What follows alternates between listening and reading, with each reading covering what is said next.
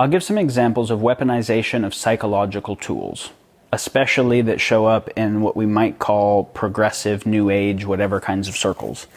That there are versions of this that are slightly different that showed up in the Catholic Dark Age or the whatever, right? Like what is the way that the virtues, the psychological tools, the spiritual insights get weaponized for power games? But I'll share these ones here because because Rebel Wisdom hosts circling, because people here are interested in psychological development, so we need to be aware of these dynamics. People can use the virtue or the statement of the virtue of transparency to just be assholes.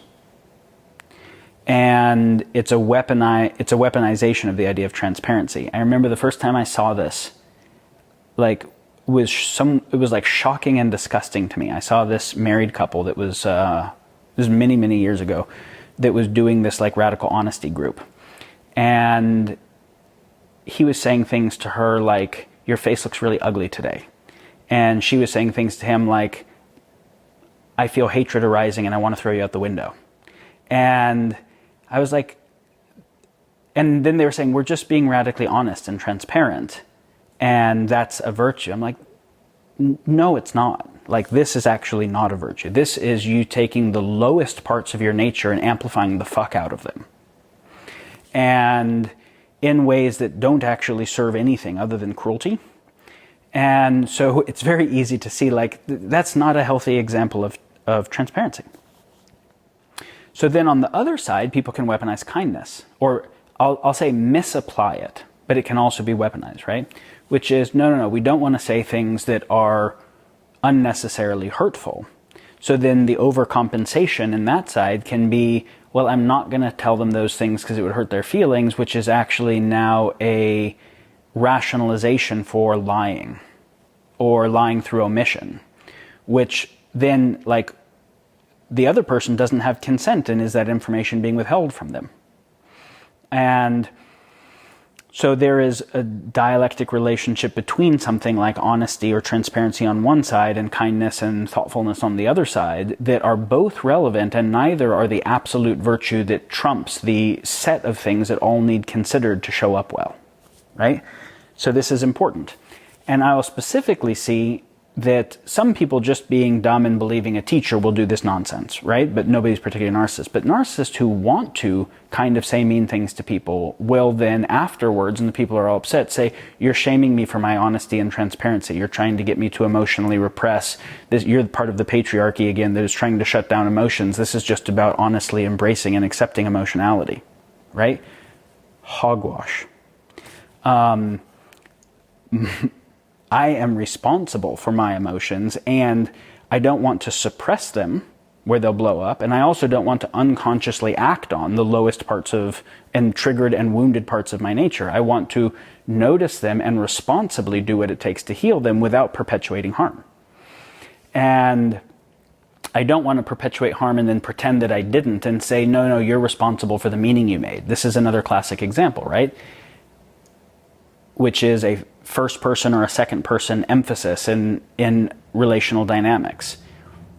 You can't hurt me because whatever you say is just you saying things. It's the meaning that I make of it that hurts me. Well, that's partially true. And it's empowering to me to the degree that I hold it, because even if you're an asshole, I don't have to get really bent out of shape about it. But the moment I try to tell someone else that the only reason they feel hurt by me is the meaning they're making up on it, this is again like rule omega can be offered, not invoked. I can take responsibility for not having my feelings hurt by what someone else says, but I can't tell someone else they need to take responsibility for it, therefore I can be an asshole, right? Now this is again tricky as fuck, because we can see where people will do that. They will just be an asshole and then say, I'm not being an asshole, I'm just being me authentically. And you're choosing to be unsovereign. But then, on the other side of that, where is it important to actually help other people take more sovereign responsibility and say, look, I'm actually not being an asshole. I'm not being unthoughtful, unconsiderate. I'm saying something that is really true and important and considerate. And the reactivity that you hold about it is actually taking you out of relationship, right? So again, it's easy to err on either side of this. So if someone gets their feelings hurt, am I responsible? Kind of. Sometimes yes, sometimes no. To some degree yes, to some degree no, right? And how do we tell the difference? That's the key question. The moment I offer a algorithm for that, that will become the new weapon. And so what I can say is you can endeavor earnestly as best you can to notice where you're actually coming from and the effects of what you're doing, and where others are actually coming from and the effects they're doing, and also listen to other people's perspective on the way you're doing it. And I don't have a better answer than that. So there are certain things that seem obviously in bad faith. There are a lot of other things that clearly the other person doesn't think it's in bad faith, but they're making a mistake. There are other things that might seem like they're in bad faith, but it's just because the person's saying something that pisses me off, but they're actually showing up in good faith and I just don't want to hear it. And so, like, here's a protocol that I hold in relationships for communication.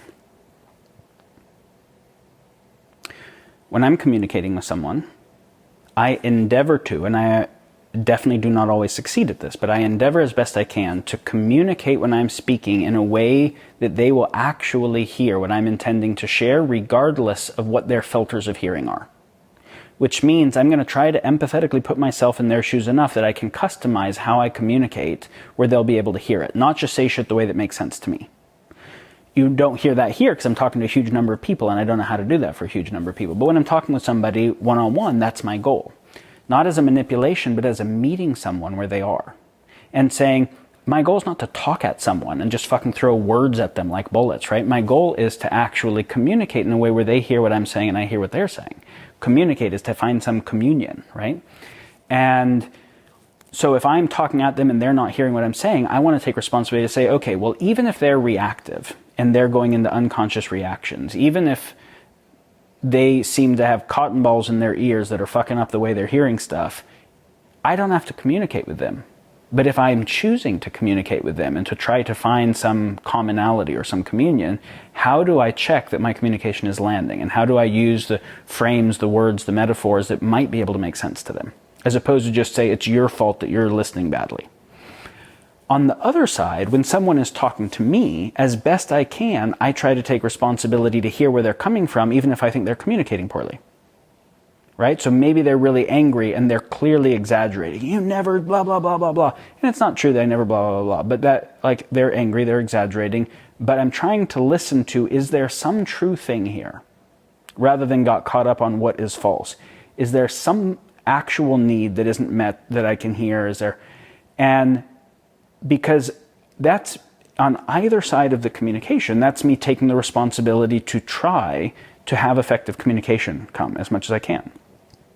Now, I also want to try and support them to do that, but I can't force it. I can only support it, and then I have to pay attention to what is effective in actually supporting it. And then I also ultimately decide whether or not I keep relating with them. There's so much nuance here. And then, again, it's very easy for people to weaponize the idea of nuance. Generally, the answer is that it's very easy to have a partial truth that polarizes that isn't held with other partial truths that polarize, or like a fact, right? Like the facts we gave as examples earlier, where I'm cherry picking out of data sets that is true but not representative. And so then usually the answer is include more stuff, which is more nuanced, more complex. But then I have seen people weaponize the idea of nuance when someone is actually stating something that is simple and actually has truth and clarity and simplicity, and the other person doesn't want that boundary to exist. Then they say, you're not being nuanced enough, right? And so this is why it's like the Tao that is nameable is not the eternal Tao. The virtue that you say is the one that trumps all of the other ones, the protocol that is the protocol, it doesn't exist. And, you know, if I want to try and talk about integrity, I usually don't think of integrity as a virtue or a value as much as I think about it as the degree of congruence between my behavior and all of my other virtues or values. And so if I value kindness and I also value transparency, and I value truth and I also value connection, then how well am I able to navigate high correlation between the way I'm showing up and all of those values simultaneously is kind of my integrity assessment.